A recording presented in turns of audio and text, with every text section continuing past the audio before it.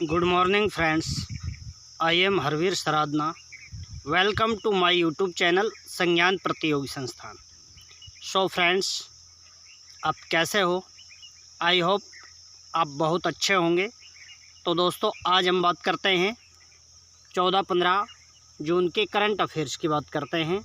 14 व 15 जून का current affairs. तो देखिए, करंट अफेयर्स बाई HSR संज्ञान प्रतियोगी संस्थान के यूट्यूब चैनल को सब्सक्राइब करें, बेल आइकन को प्रेस करें और रोज़ाना बेहतरीन जानकारी प्राप्त करें. तो देखिए, हम पहले क्वेश्चन पर चलते हैं. पहले क्वेश्चन की बात करते हैं दोस्तों. विश्व रक्तदाता दिवस कब मनाया जाता है? दोस्तों, वर्ल्ड जो ब्लड डोनेशन डे होता है वो हर वर्ष कब मनाया जाता है? तो आपके सामने ऑप्शन दे रखे हैं. तो देखिए, ये मनाया जाता है 14 जून को. तो ये आपको ध्यान रखना है, 14 जून को वर्ल्ड ब्लड डोनेशन डे मनाया जाता है. ये आपको ध्यान रखना है दोस्तों. ये क्यों मनाया जाता है? एक तो देखिए, जैसे भी हर व्यक्ति ब्लड का डोनेशन करेगा, रक्तदान करेगा, तो उससे क्या है कि बहुत सारे ऐसे लोग जिनको खून की कमी के कारण मृत्यु हो जाती है, उनको सपोर्ट मिलेगा. दोस्तों, बात करते हैं क्यों किसकी मतलब जन्म दिवस पर मनाया जाता है. तो आपने सुना होगा कार्ल लैंड स्टीनर. तो उनका बर्थ एनिवर्सरी होती है 14 जून को. उन्होंने क्या दिया था दोस्तों? ब्लड ग्रुप्स के बारे में बताया था. तो ये 14 जून को इसलिए मनाया जाता है. बात करते हैं. तो दोस्तों देखिए, इस वर्ष की थीम क्या है? सेफ ब्लड सेफ लाइफ, यानी रक्त सुरक्षित जीवन सुरक्षित. शुरुआत हुई थी दोस्तों 2004 से. कार्ल लैंड स्टीनर के जन्म दिवस पर मनाया जाता है. बात करते हैं सेकंड क्वेश्चन की. तो देखिए, सेकंड क्वेश्चन, हाल ही में कितने देशों के सांसदों ने मिलकर चीन के खिलाफ एक गठबंधन बनाया है?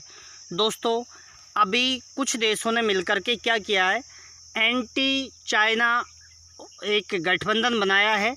तो उसमें कितने देश शामिल हुए हैं दोस्तों? तो यहाँ पर आपका आंसर हो जाएगा 8 देश. ठीक है, तो आपका राइट आंसर हो जाएगा ऑप्शन बी. बात करते हैं दोस्तों, कौन कौन से देश हैं वो जिन्होंने ये गठबंधन किया है. तो देखिए, एक तो यूरोपीय यूनियन है दोस्तों. ये एक यूनियन है लेकिन एक कंट्री के अंतर्गत ही माना गया है इसको. अमेरिका है, ब्रिटेन है, जापान, ऑस्ट्रेलिया, कनाडा, नॉर्वे और स्वीडन. ये 8 देश हैं. ये आपको ध्यान रखने होंगे. नेक्स्ट बात करते हैं, क्वेश्चन नंबर 3 की बात करते हैं दोस्तों. तो देखिए, हाल ही में HDFC housing development finance corporation, ये बैंक है दोस्तों. इसका पुणे कार्यकारी निदेशक किसे नियुक्त किया गया है? तो दोस्तों, दोबारा से HDFC का कार्यकारी निदेशक किसे? केजाद बहरूचा को नियुक्त किया गया है. थोड़ा सा ये आपको ध्यान रखना है. राइट आंसर आपका ऑप्शन सी हो जाएगा. नेक्स्ट बात करते हैं क्वेश्चन नंबर 4 की.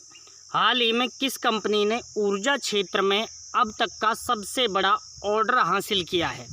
दोस्तों, एनर्जी जो सौर एनर्जी है उसके क्षेत्र में कौन सी कंपनी ने सबसे बड़ा ऑर्डर हासिल किया है गवर्नमेंट का? तो दोस्तों, ये आपका राइट आंसर हो जाएगा option D, Adani energy limited. Adani भी लिखा होता है, अडानी भी लिखा होता है, तो आपको इसमें कंफ्यूज होने की ज़रूरत नहीं है. Adani energy limited. ठीक है दोस्तों, ऑप्शन डी आपका राइट आंसर हो जाएगा. क्वेश्चन नंबर 5 की तरफ चलते हैं दोस्तों. तो देखिए, हाल ही में भारतीय संगीतकार शोभा शेखर को किस देश के सम्मान से नवाजा गया है? दोस्तों, भारतीय संगीतकार है शोभा शेखर, जिन्होंने कहाँ पर?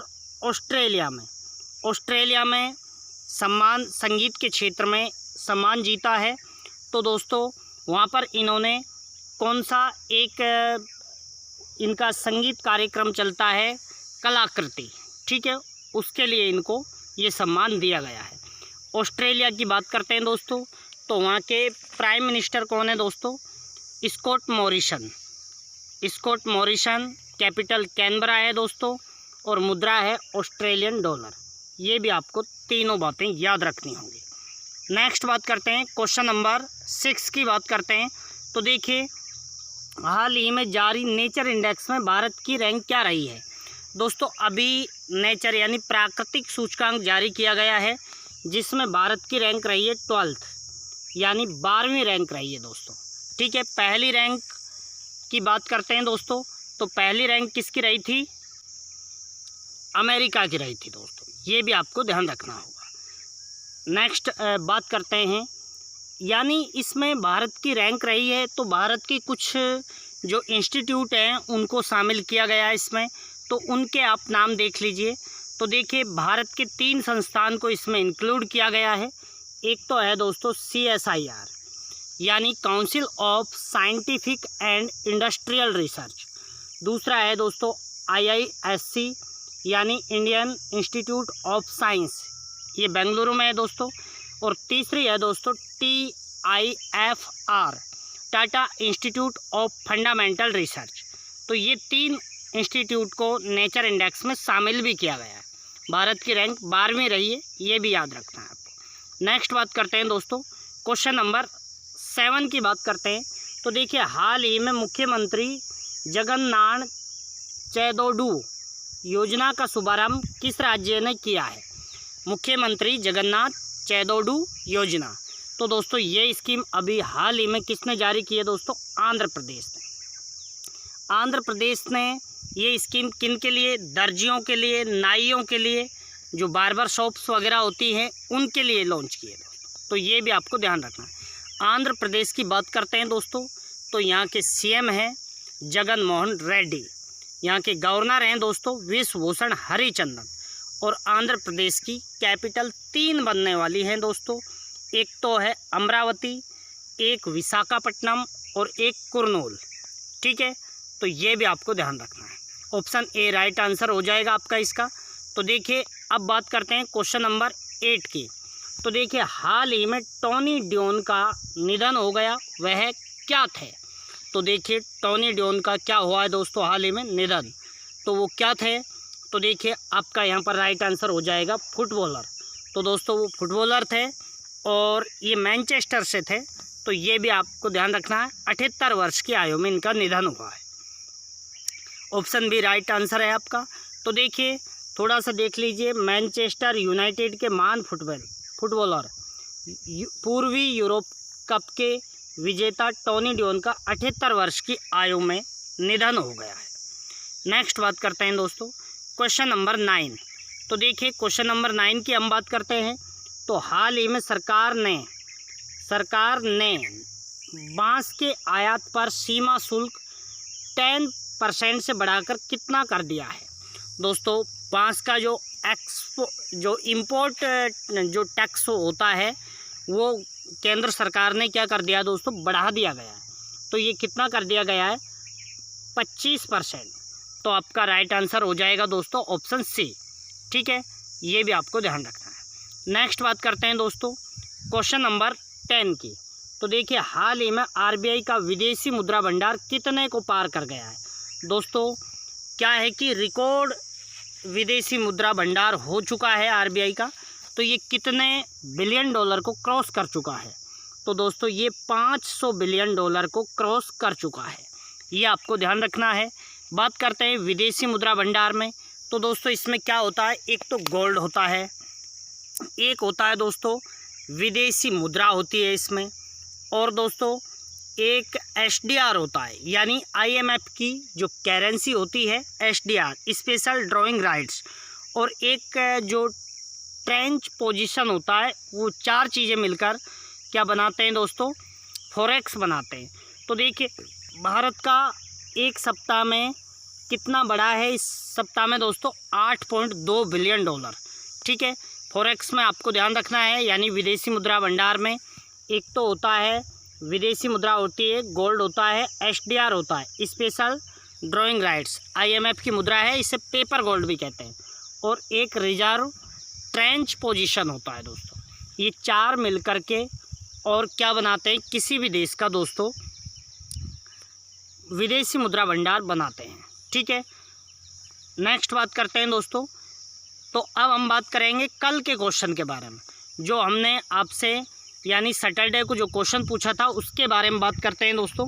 तो देखिए, हाल ही में centre for cellular and molecular biology यानी CCMB के शोधकर्ताओं ने कोविड-19 के लिए एक नया टेस्ट विकसित किया है। इसका नाम क्या है दोस्तों, ये पूछा गया था। तो देखिए, आपका यहाँ पर राइट आंसर हो जाएगा ऑप्शन सी, RT-PCR। ठीक है, ये आपको ध्यान रखना होगा। तो ऑप्शन सी राइट आंसर हो जाएगा। नेक्स्ट बात करते हैं दोस्तों। एक मैंने आपसे पूछा था लोनार झील क्यों चर्चा में है।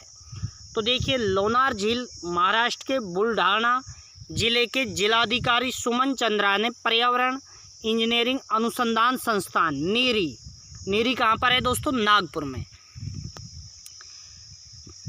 से अनुरोध किया है, नीरी से अनुरोध किया है कि जो ये लोनार झील है इसका पानी क्या लाल हो गया है, लाल यानी गुलाबी कलर का है, लाल भी कह सकते हैं, गुलाबी। तो इसके कारणों का पता लगाने के लिए national environment engineering research institute NEERI के जो शोधकर्ता हैं उनसे अनुरोध करने की अपील की है, इसलिए ये चर्चा में है दोस्तों। लोनार झील है जो महाराष्ट्र के बुलढाना ज़िले के में तो स्थित है, लेकिन दोस्तों ये क्रेटर झील है। कैसी झील है दोस्तों, क्रेटर झील है, यानी जो उल्का पिंड वगैरह पड़ते हैं उनसे जो क्रेटर बन जाता है, गड्ढा बन जाता है बहुत बड़ा, उस प्रकार की ये झील है, तो क्रेटर झील कहते हैं दोस्तों। इसके बारे में और थोड़ा देखते हैं। तो देखिए, इसका निर्माण कब हुआ था दोस्तों, प्लीस्टोसीन काल में हुआ था। ठीक है, और उल्का पिंड के गिरने से हुआ था। इसका व्यास है दोस्तों, ये क्या वृत्ताकार झील है, तो इसका व्यास 1.85 किलोमीटर है, 2 किलोमीटर से थोड़ा कम है, यानी 150 मीटर कम है।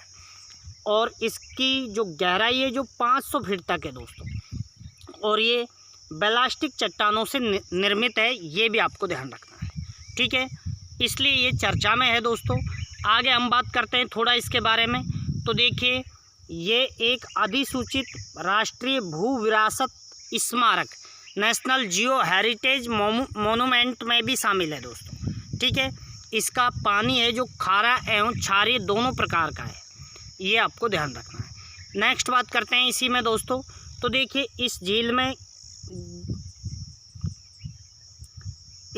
में गैर सजीव नाइट्रोजन फिक्सिंग रोगाणुओं जैसे स्लेकिया एसपी, एक्टिनोपोली स्पोरा एसपी और प्रवासी पक्षी जैसे सेल्डाक, ग्रैब, रूडी सेल्डाक ये पाए जाते हैं दोस्तों।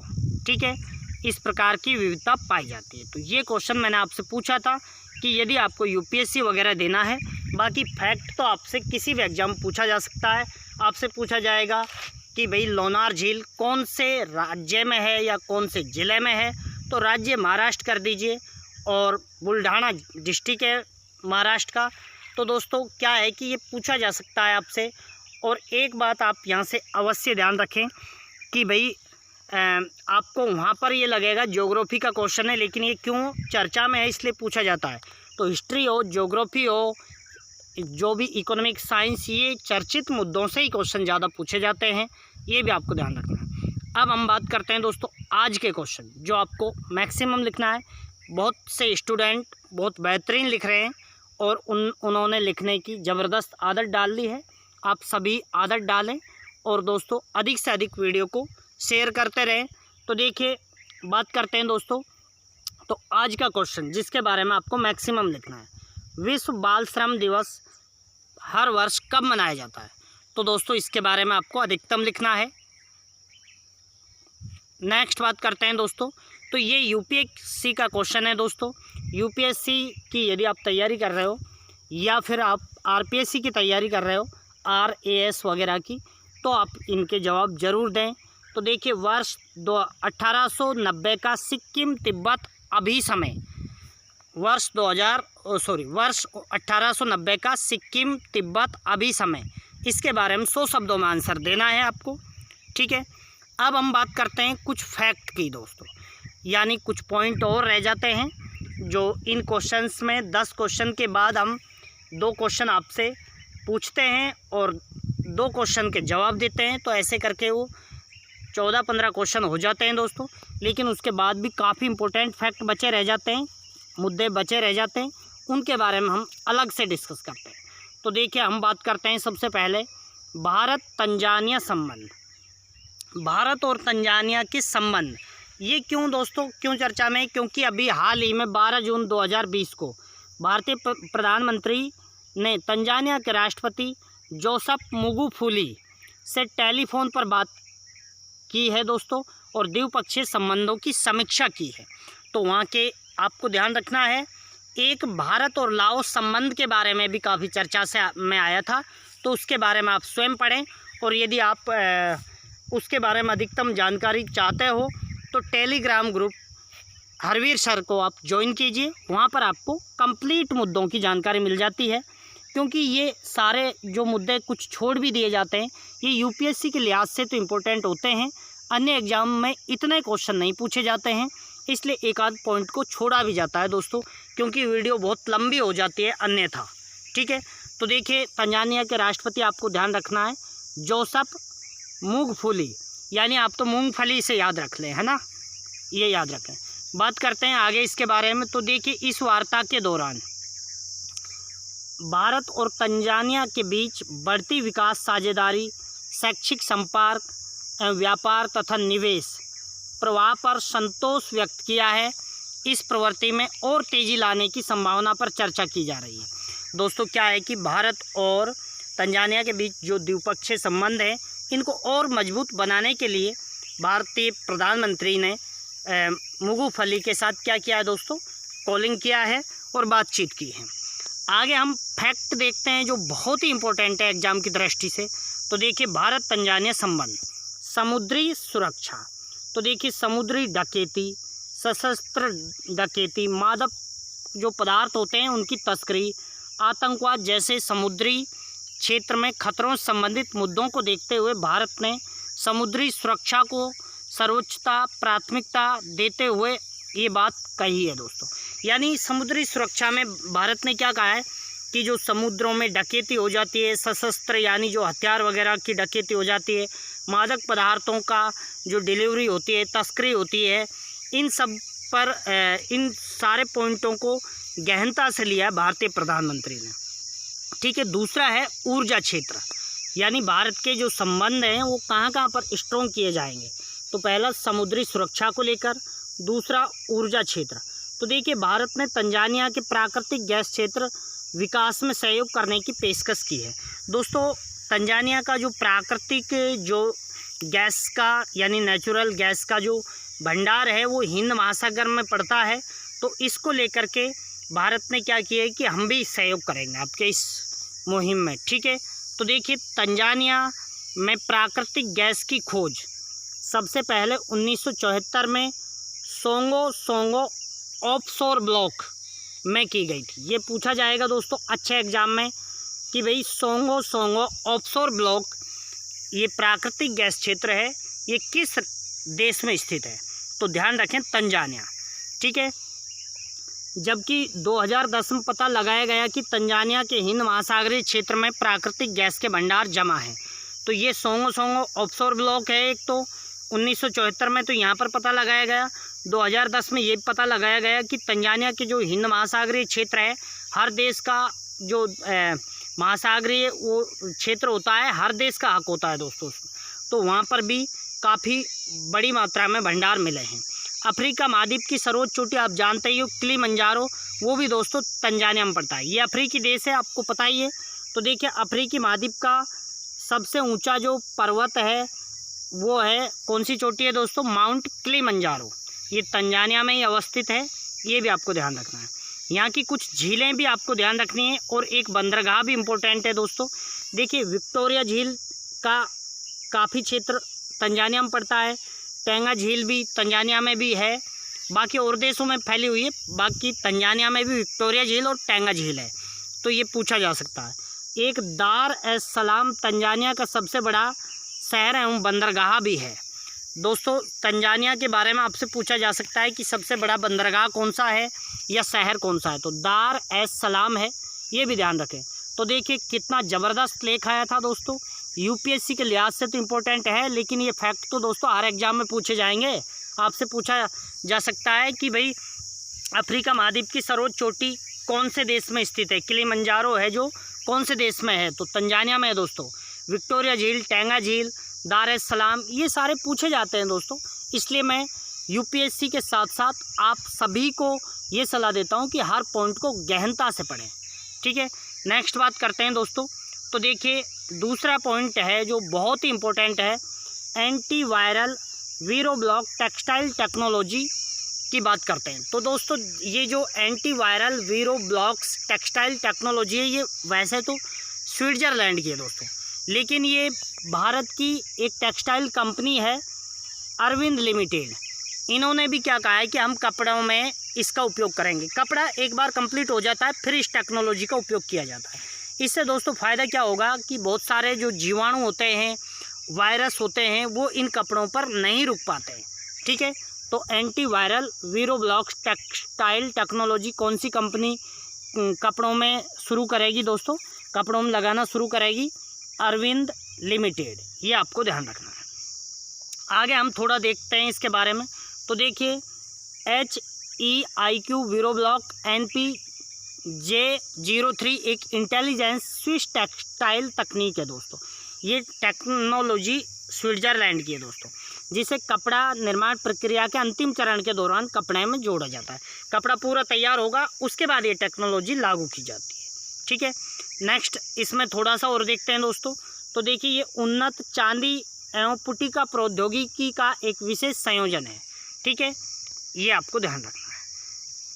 नेक्स्ट पॉइंट की बात करते हैं। तो दोस्तों गुलजार दहलवी की बात करते हैं। तो दोस्तों ये क्या थे? शायर थे, उर्दू के बहुत प्रसिद्ध शायर थे। इनका 93 वर्ष की आयु में निधन हो गया। तो इसको हम कंप्लीटली देखते हैं दोस्तों गुलजार दहलवी के बारे में। तो देखिए हाल ही में प्रसिद्ध उर्दू शायर गुलजार दहलवी का 93 ईयर की उम्र में निधन हो गया। गुलजार दहलवी का असली नाम क्या था दोस्तों? ये भी पूछा जा सकता है। तो आनंद मोहन जत्सी था दोस्तों, ठीक है। गुलजार दहलवी का जन्म 7 जुलाई 1926 को ओल्ड दिल्ली यानी पुरानी दिल्ली के गली कश्मीरिया में जन्म हुआ था, ठीक है, ये ध्यान रखना है आपको। नेक्स्ट पॉइंट की बात करते हैं दोस्तों। तो ये भी काफ़ी इंपॉर्टेंट खबर है, विश्वजीत दासगुप्ता। तो दोस्तों हाल ही में वाइस एडमिरल विश्वजीत दासगुप्ता ने पूर्वी नौसेना कमान संभाली है दोस्तों। क्या है कि पूर्वी नौसेना के ये क्या बनाए गए दोस्तों? चीफ ऑफ स्टाफ बनाए गए। क्या नाम है? विश्वजीत दासगुप्ता, ठीक है। ये वहाँ पर क्या चीफ ऑफ स्टाफ नियुक्त किए गए हैं। वे वाइस एडमिरल SN घोरमाडे का स्थान लेंगे। तो दोस्तों पहले पूर्वी कमान में जो नौसेना के चीफ थे यानी चीफ ऑफ स्टाफ होते हैं दोस्तों। नौसेना चीफ तो कौन है दोस्तों? यानी नौसेना प्रमुख तो कौन है? तो ये तो आप सभी जानते हो, एडमिरल करमवीर सिंह है, ठीक है, वो तो आप जानते ही हो। लेकिन क्या होते हैं, हर कमान के चीफ ऑफ स्टाफ भी होते हैं। वो अभी किसको बनाया गया है? विश्वजीत दास को, ठीक है। और ये किसका स्थान लेंगे? घोरमाडे का, ये आपको ध्यान रखना है। नेक्स्ट बात करते हैं दोस्तों इसी में। तो देखिए वाइस एडमिरल विश्वजीत दासगुप्ता राष्ट्रीय रक्षा एकेडमी के पूर्व छात्र रहे हैं, नेशनल डिफेंस एकेडमी यानी NDA के। उन्हें वर्ष 1985 में भारतीय नौसेना में तैनाती मिली थी। वह नौवहन और डायरेक्शन में विशेषज्ञ हैं, यानी जो बोट्स होती हैं उनके संचालन और दिशा जैसे बताई जाती है भाई कहीं भी समुद्र में चले गए तो वहाँ से पता लगा लेते हैं कौन से क्षेत्र पर जाना है, तो वहाँ डायरेक्शन बेहतरीन देते हैं, ठीक है। और आगे हम बात करते हैं। तो देखिए जो वाइस एडमिरल विश्वजीत दासगुप्ता हैं वो मिसाइल वाहक INS Nishank, INS कारमुक, INS Tabar का नेतृत्व भी कर चुके हैं, ठीक है, ये भी आपको ध्यान रखना। अब हम बात करते हैं आज के कुछ इम्पोर्टेंट जो फैक्ट हैं दोस्तों, जो मैं ज़्यादा बड़ी वीडियो होने के कारण नहीं शामिल कर पाया। इनके बारे में यदि आपको अतिरिक्त जानकारी चाहिए टेलीग्राम चैनल को सब्सक्राइब कर लें। जैसे देखिए भारत लाओस संबंध एक बहुत बड़ा UPSC लेवल का टॉपिक है दोस्तों। इसमें बहुत सारे संबंध एनर्जी क्षेत्र में, डिफेंस क्षेत्र में और कूटनीतिक क्षेत्र में कैसे कैसे संबंध हैं इसके बारे में हमने चर्चा की है, लेकिन उसको मैंने शामिल नहीं किया है क्योंकि वीडियो कम से कम 1 घंटे से क्रॉस चला जाता। ठीक है। उसके बाद भारतीय संविधान की अनुसूची 9 के बारे में दोस्तों देखिए, पॉलिटिकल का क्वेश्चन बन सकता है यहाँ से। इसको कंप्लीट आप कहाँ से देख सकते हो? टेलीग्राम चैनल से, वहाँ पर आप PDF में देख सकते हो उसको। इसके बाद एक सहकार मित्र इंटर्नशिप कार्यक्रम है दोस्तों, इसके बारे में भी आपको देखना है। और राजस्व गिरावट एवं GST परिषद, दोस्तों राजस्व गिरावट और GST परिषद के बारे में भी आपको देखना है। ठीक है।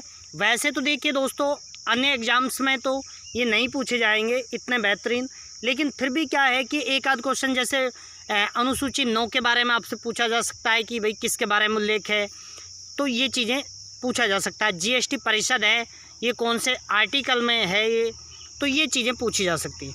तो दोस्तों ये था 14 और 15 जून के करंट अफेयर्स कंप्लीट। क्योंकि हम संडे को डिस्कस नहीं करते हैं, इसलिए मंडे को हम दोनों दिन की डिस्कस करते हैं।